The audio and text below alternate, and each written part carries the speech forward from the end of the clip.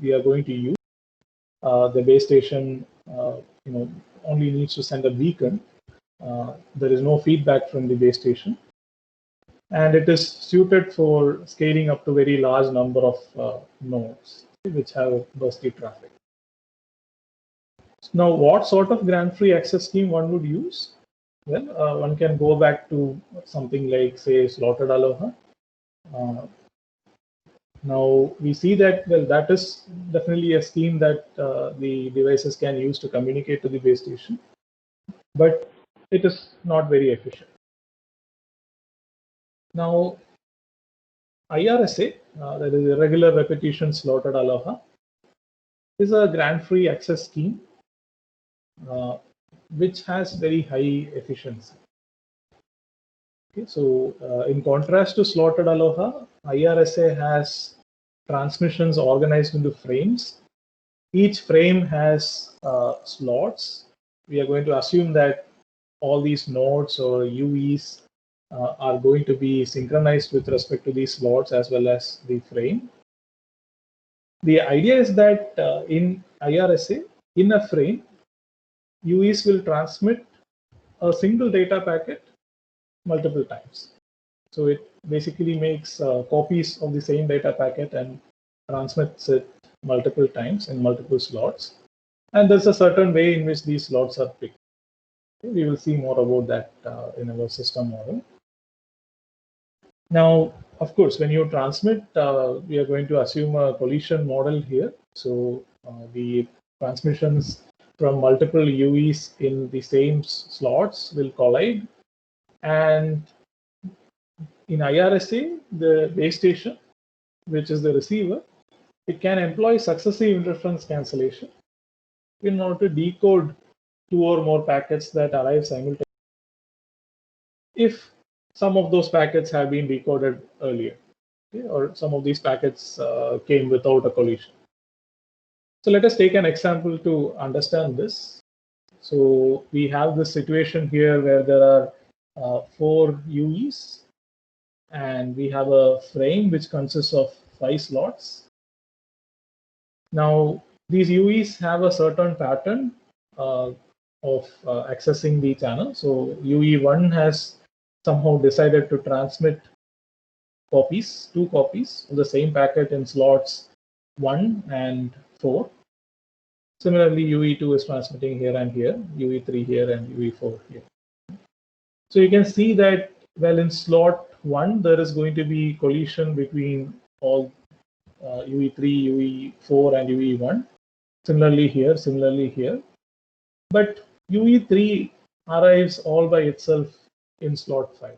So it is possible to decode this.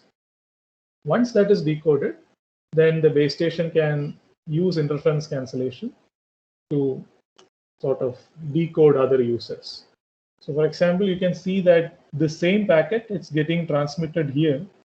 So if the base station knows that, well, these 2 users are getting are transmitting here, then what you can do is you can cancel out this particular copy. Once you cancel out that copy, you see that UE2's packet is decodable. Once UE2's packet is decodable here, it can do interference cancellation here. And that is all that we can do in this case. Okay? So these collisions cannot be resolved. Now, if you choose this particular repetition, like how each UE repeats the data packet in a nice way, in an intelligent way, then it is possible to get very high efficiency in the case of IRSA. Okay? So for example, if you look at this ratio of number of users to the number of slots that you have in IRSA, it can be shown that this m by n times the probability that a particular user is successful. Okay? Any user is successful in transmission. This is like the efficiency that you have for IRSA. This goes to 1 as m and n goes to infinity. Okay? So this is compared with the 1 by e efficiency that we have for Slotted Aloha. there is, an interesting connection between the SIC scheme that we are using here, that IRSA uses here, and the decoding of LDPC codes over binary erasure channels. And we will see that this performance of this SIC scheme can be analyzed using techniques which are similar to what one would use for analyzing LDPC code decoding. So you will see that this particular technique called density evolution is also useful here in order to understand the performance of this SIC scheme. So this is the setting that we have. So we have this MMTC scenario where UEs are trying to sample and measure some process, and then they are going to send all this information as data packets to the base station using IRSA. Now, in this context, because UEs are sending these measurements to the base station, let us assume that at the base station we are actually interested in estimating the process that is getting sampled and measured by the UE. Okay, so we want to do this remote estimation of process at the UE process, which is monitored by the UE at the base station. Now here, intuitively, one can sort of see that, well, if you want your remote estimate to closely track the actual process, which is monitored by the UE, then it is better to sort of have fresh updates from the UEs. Okay, so this new metric called age of information is something that directly measures this freshness of the status updates that you have about the measured process at the base station. So that is why we are motivated to look at this particular metric for IRSA in this particular context. So what is age of information? So as I said, it's a measure of this information freshness. It is a function which we are going to define for every user. Okay, so for every user, this age of information is defined as the difference between the current time, this is time at the base station, and the generation time of the last successfully received latest status update. Okay. So this T is time. So I of T is the last successfully received latest status update. Like you can have maybe some reordering of packets inside your system. Then we look at its generation time and we take the difference of that, or we subtract that from the current time. So this is age of information. Now, well, we had this intuitive discussion of age. So this diagram here basically shows you how age is evolving. Like we start off with some value for the age. So age will increment linearly, increment by 1 in every sort of slot if you are using slots, until such a time that a packet is received.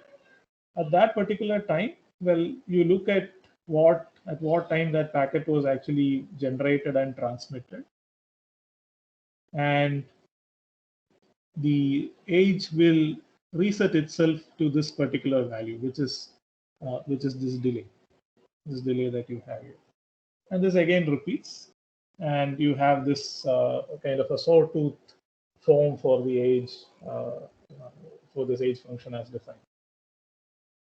Now, under certain assumptions, you can actually make very strong claims about the equivalence of this age of information to other metrics, which can be used to find out what is what is the relationship of the remote estimate that you have and the process that you're tracking.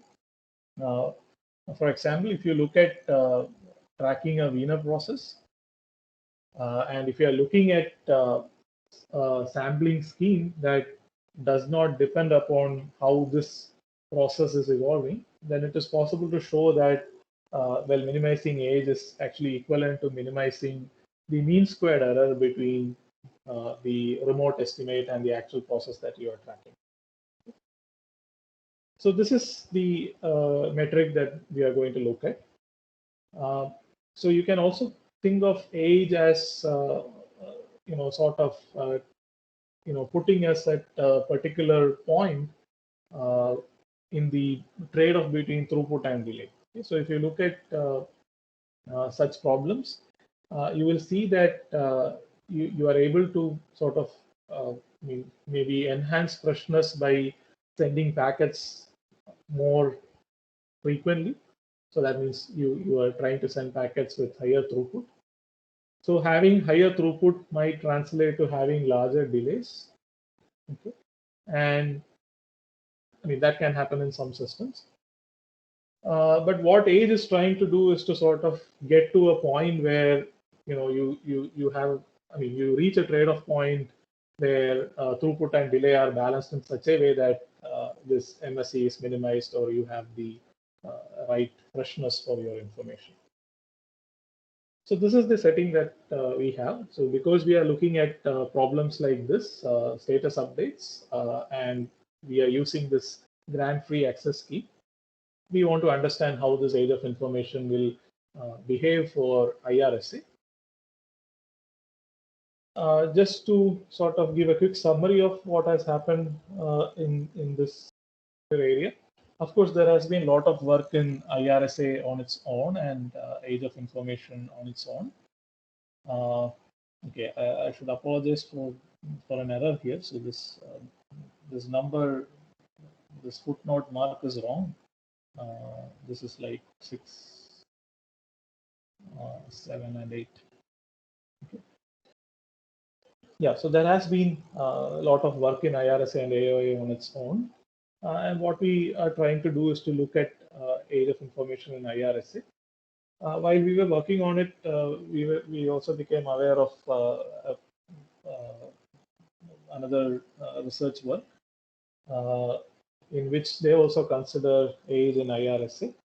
But we have kind of looked at this from the viewpoint of optimally designing IRSA, like optimizing some parameters of IRSA, which is not being considered here. So our motivation is that a careful design of IRSA can support remote estimation of this process over a wide area, can sort of optimally support it.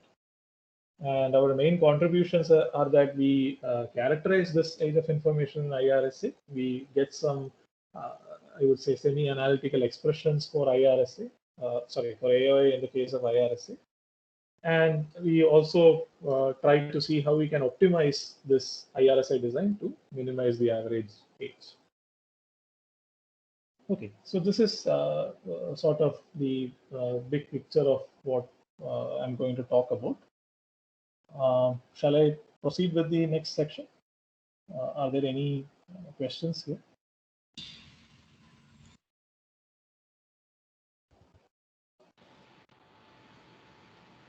Maybe we'll take the questions at the end. Okay. Okay, so now we will put down the system model more formally. So we are going to think about the system where you have MUEs, user equipments, trying to transmit data packets to this single base station.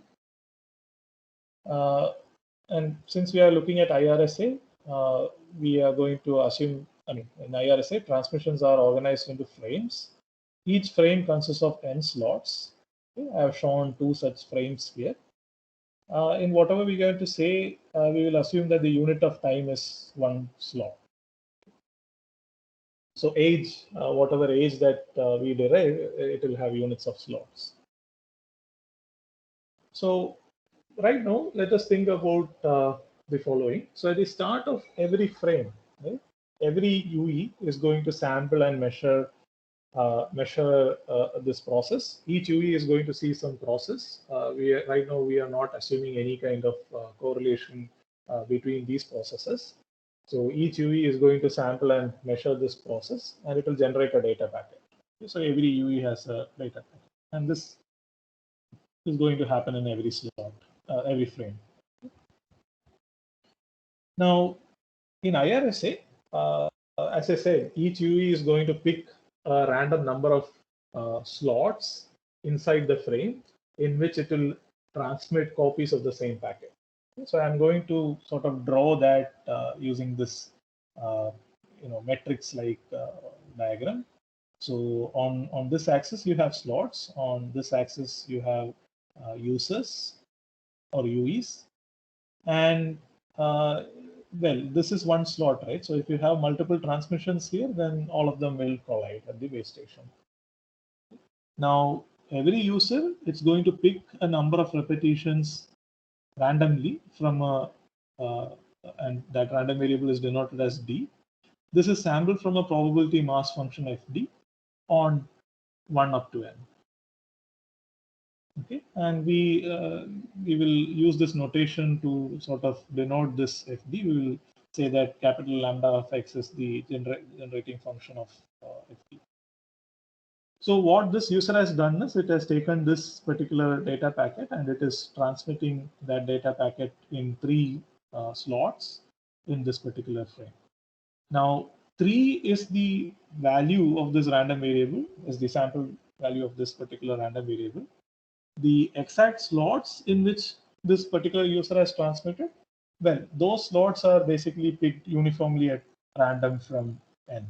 So you pick D slots uniformly at random from 1 to n without replacement in order to get these transmission slots. The other small point here is that well, the packet that you actually transmit, it consists of a header as well as the data. The data is the data contains the measurement. This header basically contains pointers to or it contains information as to in which sort slots this particular user has transmitted. I mean, this is necessary because at the base station, if you get a packet without a collision, you can decode that. Then you can look at its header. And once you look at its header, you know that this packet has, it has been transmitted in these many slots. And then you can go to each one of those slots and try to do interference cancellation there. So that's what this blue thing here represents. So this is the header which contains this information, and then you have this data. Okay, now every user is going to do this, and you might get some pattern like this. You can see that, well, this user, it is the only user which transfers in the first slot, so it can be decoded. This user, well, it is the only user which gets which is transmitting in this slot, so maybe that will also get decoded.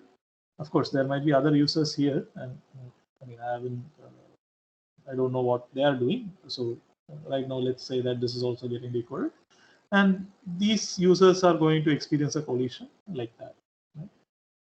And the same procedure is done in every frame. So in every frame, you have a new sample of D, and new slots are picked, and this process continues. Now, let us start off with assuming that at the end of a frame,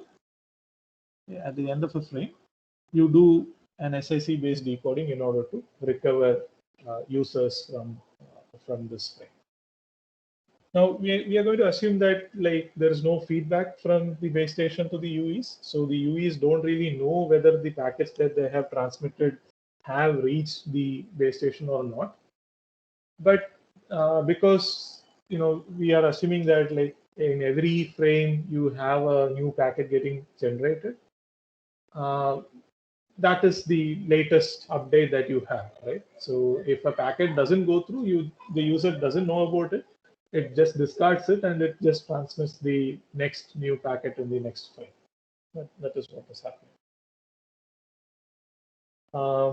Okay, so we have also not assumed fading here, although I will comment on some extensions to fading models towards the end of my talk.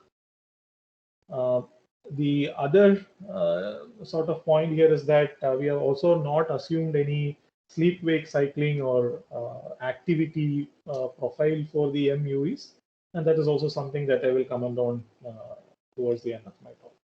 So this is the model that we have. Okay. Now, we are interested in analyzing age for this particular model, and one can immediately sort of think about some small modifications to this model which might improve your age performance. So what we are going to do is, I mean, we are just going to list down some of the things that can be done.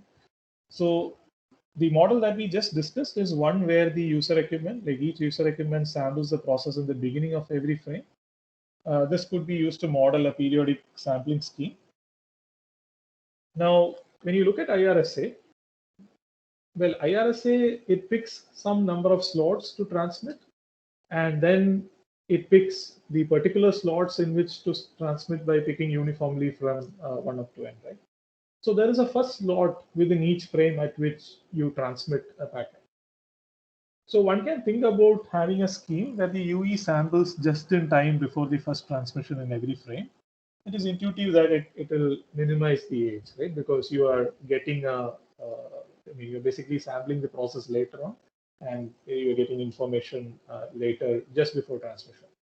Now, not that this is the last time at which you can sample before you start transmission, because you are repeating transmissions, right? So you are not like you have D transmissions in a frame, but you are not transmitting different packets in a frame. You are transmitting the same copies of the same packet. So this is something that you can do to improve your age. Similarly, with respect to the decoding scheme, what we just now talked about in the last slide is a scheme where the base station does SIC at the end of every frame. So we can assume that maybe it does any amount of SIC iterations at the end of every frame. I mean, you can do SIC iterations until all possible packets are decoded. And we call that scheme RN. So you wait till the end of the frame and you try to decode as many packets as possible using SIC. One can also think about another scheme where you try to do SIC in every slot. This is because, like, if you think about it, suppose you do get a packet in one slot all by itself.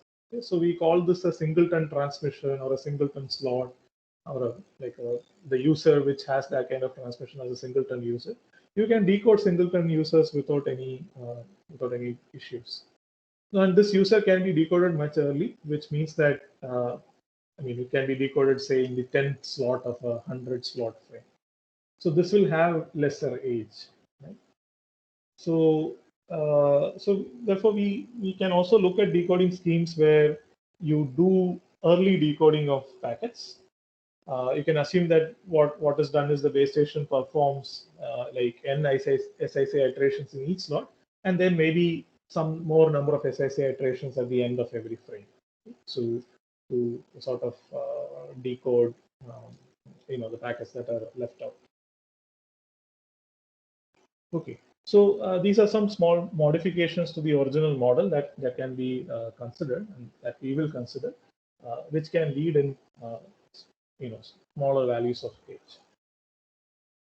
Now, what is age in this particular context? So, because we are looking at a discrete time system, age has this step kind of behavior. The age function we have defined here for every user U, every user equipment U, and it evolves like this. Okay? So the age at time slot t+1 is just 1 plus whatever age that you had at the previous slot if you are not able to recover that particular user at that time. If you are able to, then age will reset to a value like this, okay, where this RU of I is the slot at which you are able to recover that particular user. This RU is going to be early than the end of the frame if you are allowed to use early decoding. If not, it will be like n, the length of the frame. TU is the time at which you have actually sampled the particular process and generated. TU will be 1 if you are using the G1 scheme that we had earlier. Okay? So that is a scheme where you sample the process at the beginning of every frame. So, but this is the general expression that you have if you are allowed to use sampling just in time and early decoding. well, this age is a time function, and we'll be looking at the average age, the age averaged over time in order to in our further analysis. So this is the metric that we are going to look at, this average age of information. Now, the problem that we are interested in is to design this IRSA scheme for MMTC with minimum average age of information. Now, we see that there are combinations of sampling and decoding techniques that we can use to do this. So, we might have to consider this age separately for each combination of G1, GT, and R early N. Okay, and then for each such combination, we will try to see what the minimum age is, and then we will do this minimization. It is kind of intuitive that the scheme where you use GT, that is, you sample just in time, and where you decode early, would probably give you the least value of age. That is intuitive. We will try to quantify what is the advantage in doing that compared with a scheme where you are sampling in the middle, sampling at the beginning of the frame and waiting till the end of the frame to decode. Now, for each combination that you have here in the sampling, in the combination of sampling, we'll look at this problem where we fix M. We call that M is the number of UVs. And then we will try to optimize the length of the frame, the number of slots in the frame, and the repetition distribution. So this is what we mean by design.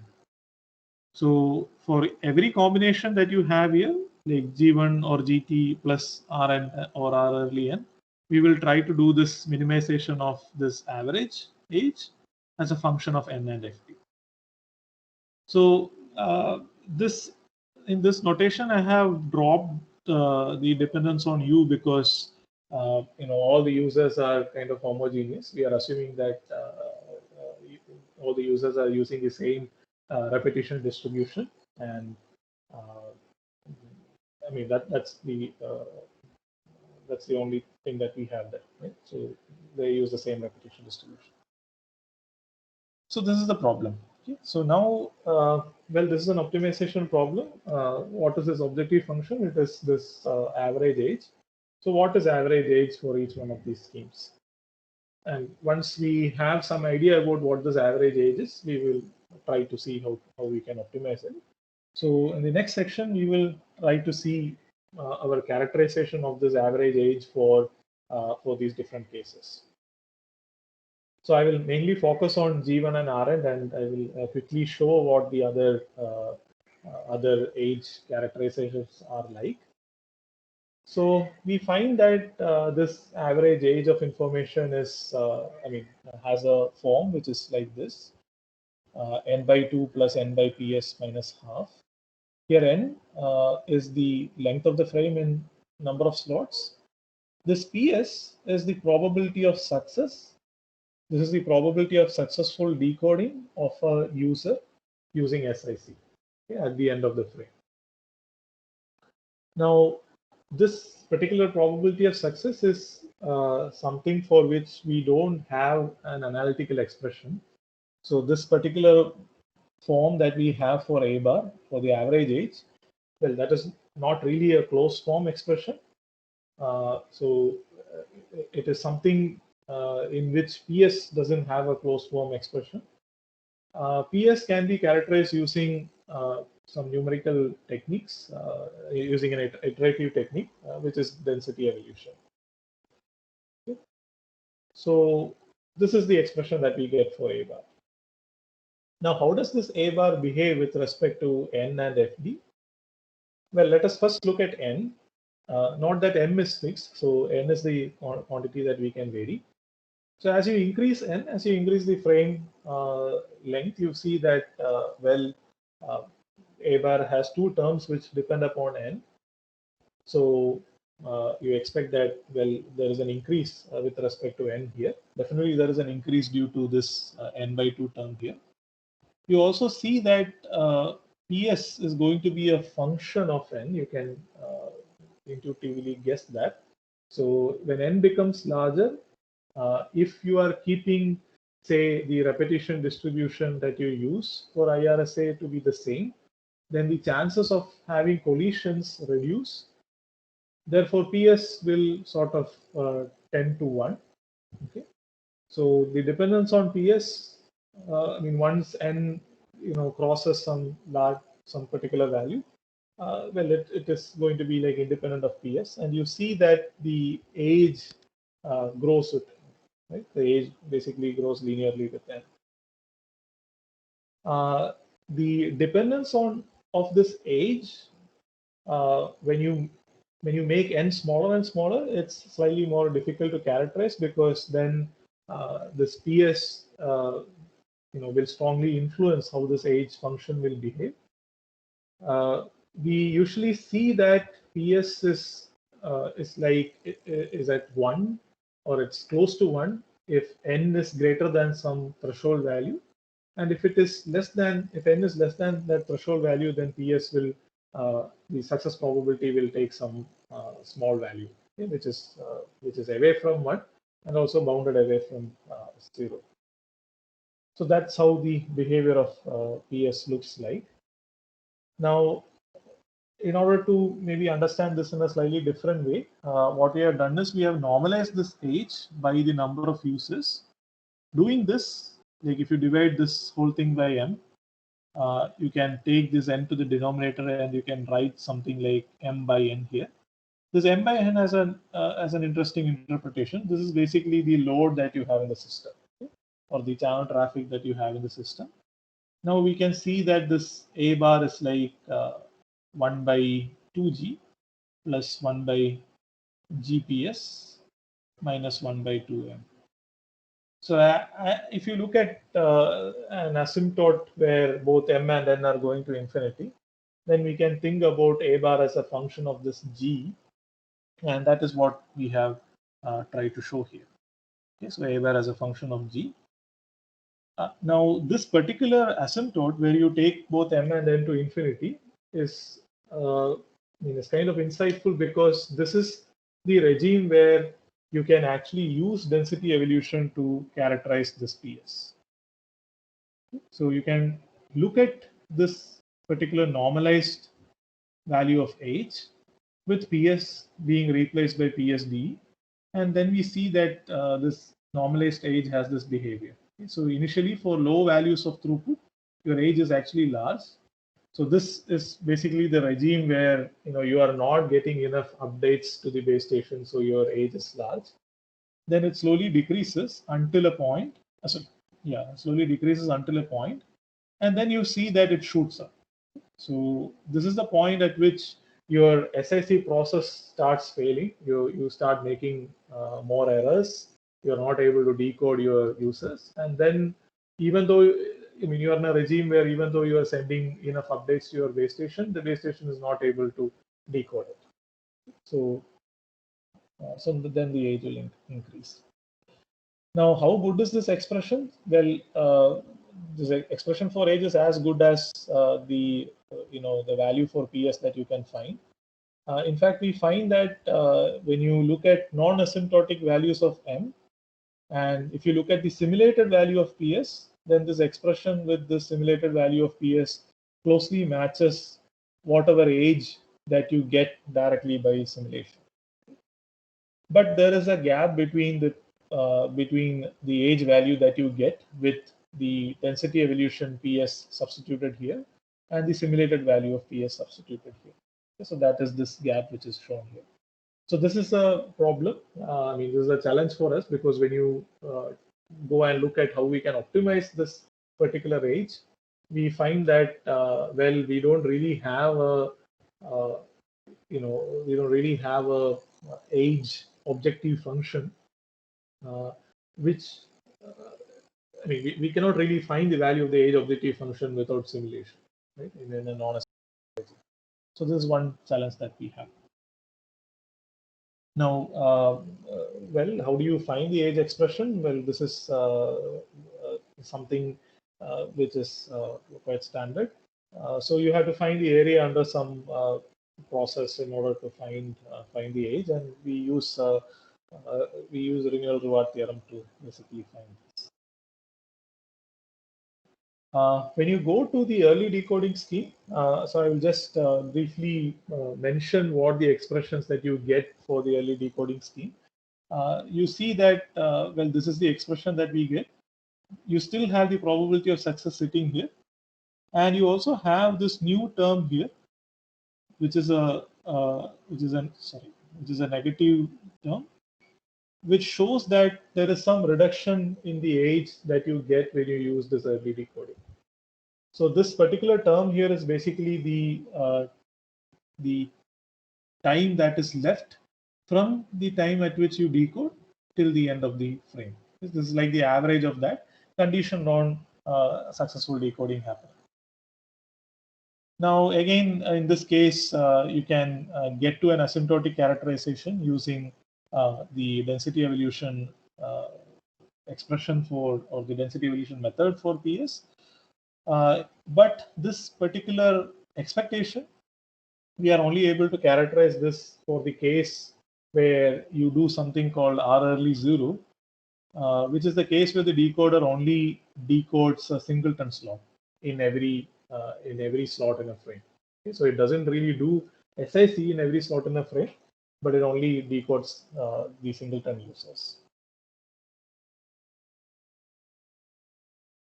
Let me just skip this slide. You can also derive an expression for the case where you have GT and RN. So GT is the case where you are sampling at the just in time before transmission. You will again see that there is a reduction in age which is obtained here, which is a function of the repetition distribution that you use. What is interesting here is that the form of the repetition distribution, we see that this particular reduction in the age that we get is when lower repetition degrees have higher weights. So that is one small insight that we get from this expression. Now, this is the scheme where you do both just-in-time sampling as well as do early decoding, and you get this really complicated expression here, which is a characterization of the age. Again, here, PS is something that you can obtain in the asymptotic regime by using density evolution, but some of these other quantities here, these expectations, we can only simulate and get the expectations. So essentially, you can only work in a non-asymptotic regime with this, where PS as well as these expectations are obtained using simulations. So this is where we are at. So we have this objective of minimizing this age, but this age is a complicated function of the SIC process as well as the different decoding schemes that we have considered. But we still want to see whether we can do some optimization here. So just a quick recap. So far what we have obtained is a semi-analytical characterization of the objective function for different combinations of the sampling scheme as well as the decoding schemes. Now we will try to do this optimization. We will start off with this G1 and Rn case where we are sampling at the beginning of a frame and decoding at the end of a frame. And we will try to see how we can optimize in this in an asymptotic regime where the number of users and the number of slots in a frame are large, where we can use this density evolution based approximation for the success probability.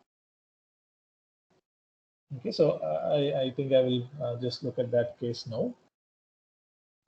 Now, because we are looking at this regime where both m and n are going to infinity, we will consider a normalized form of the age. So we will divide this this expression for age by m.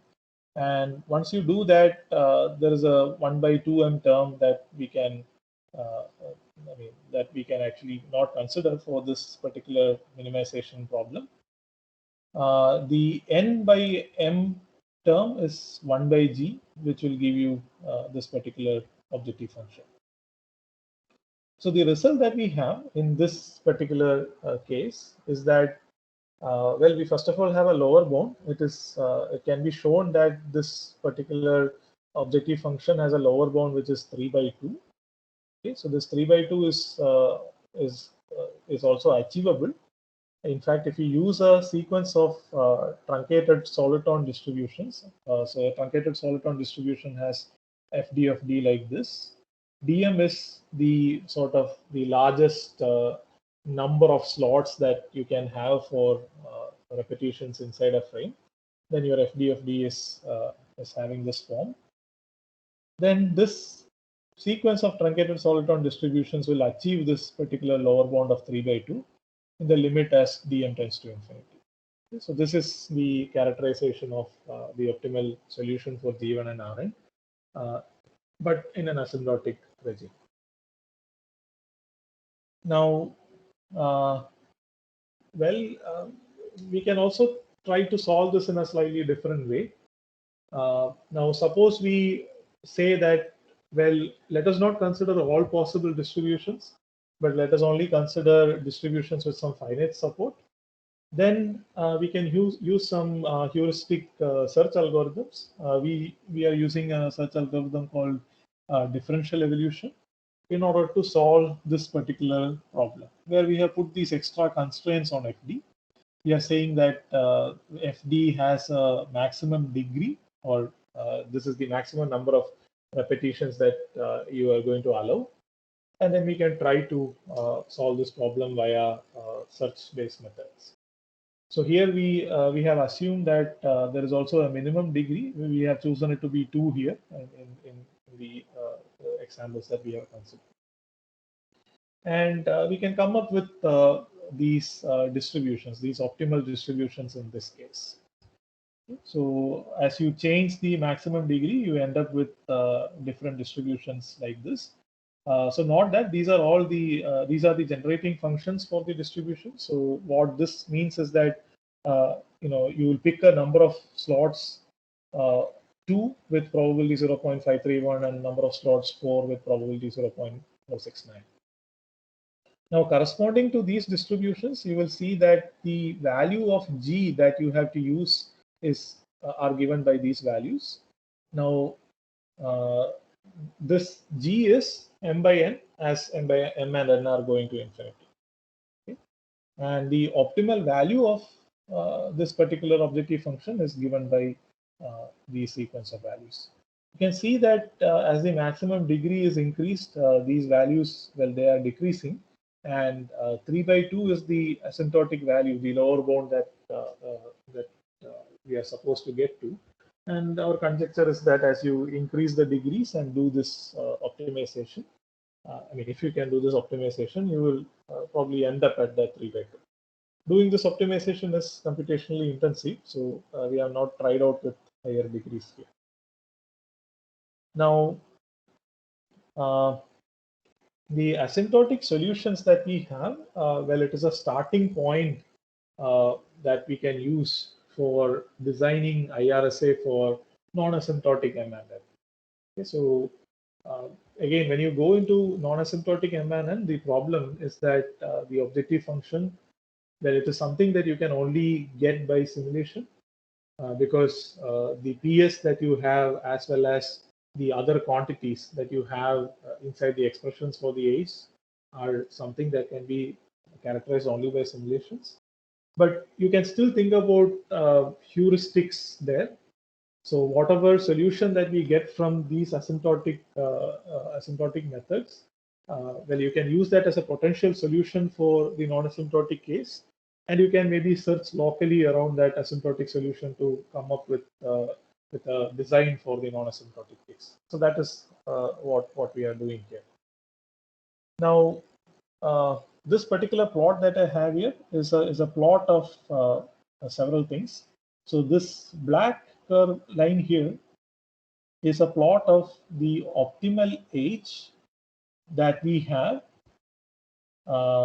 using PSD, using an optimal distribution which is obtained using the differential evolution method.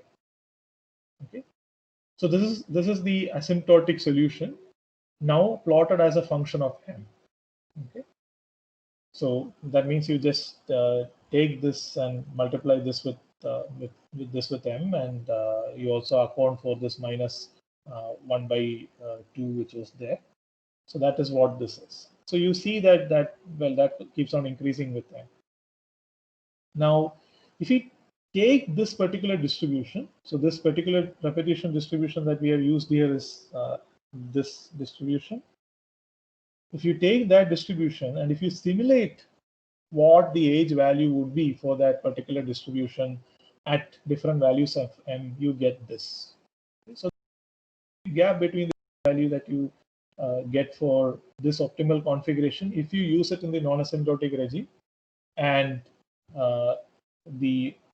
and what is suggested by the optimal solution. Right? Now, if you do a local search here, so here what we are going to do is that we are going to keep the distribution the same, but we are going to change our m and n in a way such that you get to lower values of the age. So we basically do a grid search here over m and n in order to get to a value of get to a lower value of age. So for a fixed m, we just do a grid search over n in order to reduce this age. And we can see that we are able to get somewhere close to or more close to the asymptotic solution compared with whatever we had here.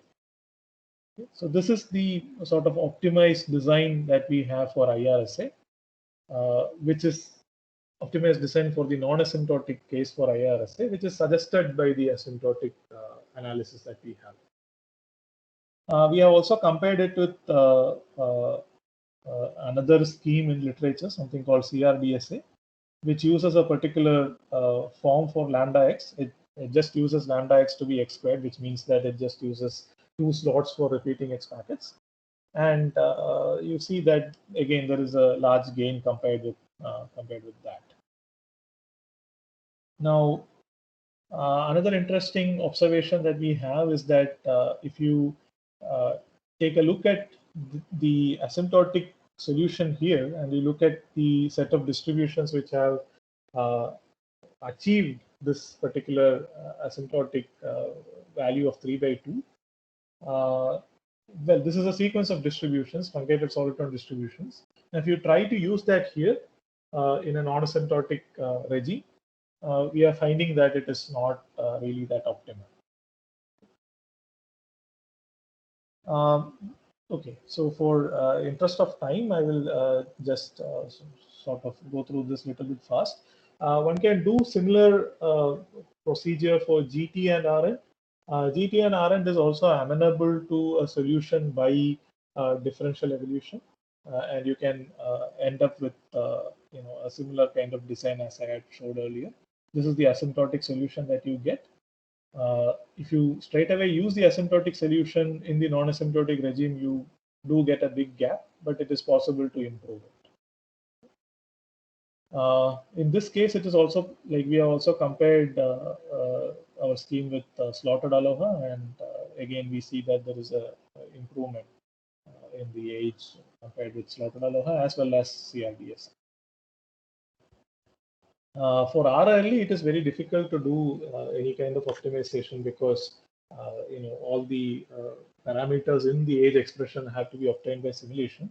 So here we are just showing that well, it is possible to sort of improve the age given that you do early decoding. Okay. So in fact, one sort of insight that we have got is that if you use something like 5 SIC iterations in every slot, then that basically gives you all the advantage that you can get. Okay? So going above 5 SIC iterations in every slot is not really advantageous with respect to average age. This is just a simulation-based result.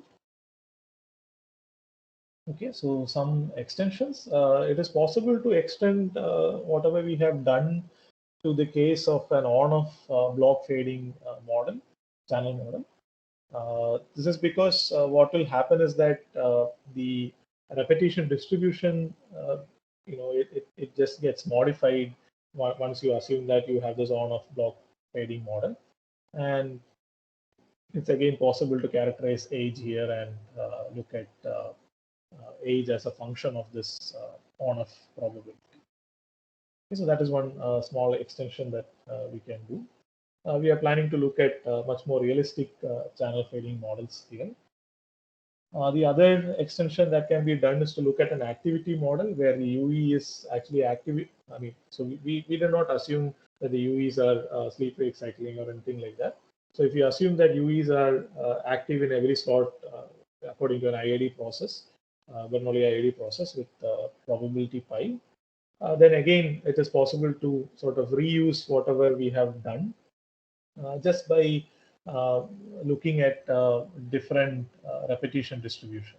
So the repetition distribution gets modified like this, and the results that we had can be carried over.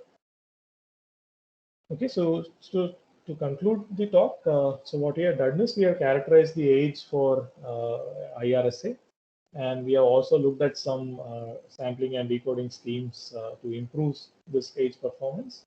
We in every case we see that, well, age has that that behavior where, like, initially when the offered load into the system is small, the age will be large because you are not having enough updates, and then after some time your age reduces, and then it again starts increasing because now you have enough updates, but the base station is not able to decode it properly.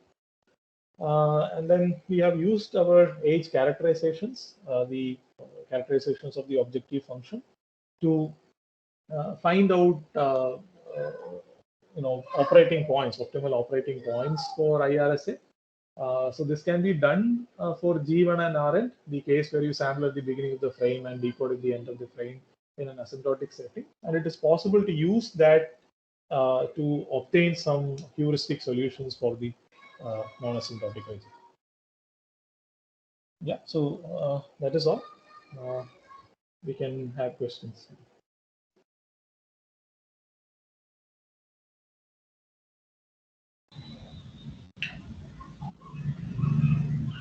Yeah, thank you, Dr. Vinod. So the floor is open for questions now.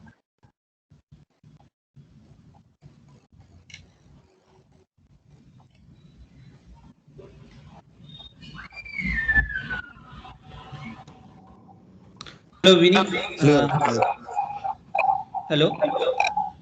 Yeah, hi, Sandra. Hi, Vinny. Yeah, I have a question not related to this work, but to the work that you mentioned in the beginning.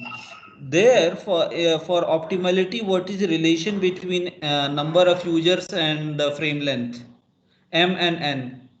So you say that both should go to infinity, but shouldn't N depend on M, some function of M? Okay, which paper are you talking about? I mean, what is the no? So, not in this context, not is age of information context, but Okay. earlier papers, what have they suggested? How should the number of slots or say frame size vary with number of users? Okay. M equals N.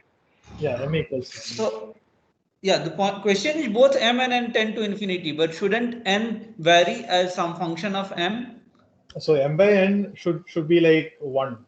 You should have M equal to N as you make both of them go to infinity. Oh, I see. Okay, the two should be equal. Yes, yes. Okay.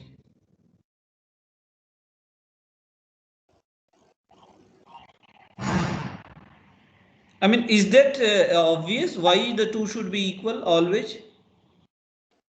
I mean, I wouldn't say it is obvious, but if you look at this density evolution analysis, you can show that with this soliton distribution, if you make M and N to be equal, and you make them both go to infinity, then you'll be able to have a probability of success being going to 1. Okay. So, But if can I we say that, add, say, if M is finite and we are looking for optimum, and for that M, that need not be equal to M, or is that also true? Yeah, Not. not equal to N. Okay. yeah, if I may add some small thing to this, because it's a collision model, the best you can hope to do is to be able to decode one packet per slot. Correct. And so if you have a success probability close to 1 when m equals n, you can never beat that. And what Yes, is shown is that's that true. That's true. asymptotically you will But achieve this throughput of yeah, 1 packet per but slot when m equals, that is when m equals n, as m and n go to infinity. I see. Okay. Okay. Hmm. Okay.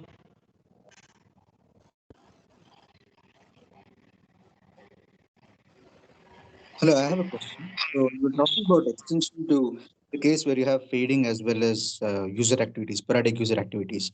So there, other than the success probability PS, that's the PS density evolution changing, there wouldn't be any other impact of minimizing the average age of information, right? I mean, there shouldn't be nothing else that get affected by this other than the success probability. In both these cases, Or either case, either or both. Yes. okay. So yeah, so when you have this kind of a sporadic activity model, what changes is the repetition distribution, which will change your PS. Other than that, yeah, I don't see any other things changing in the age expression. Okay. Thank you.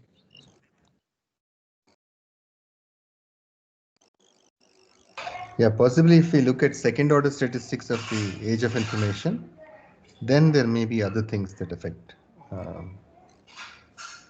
For example, the variance in the age of information can be higher when you have sporadic activity.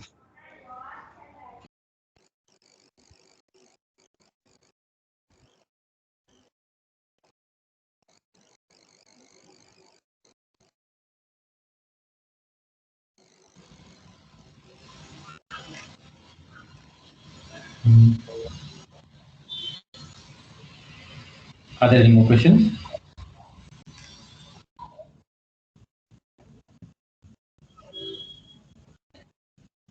Okay, in that case, let's thank the speaker. Thank you, Dr. Vineet.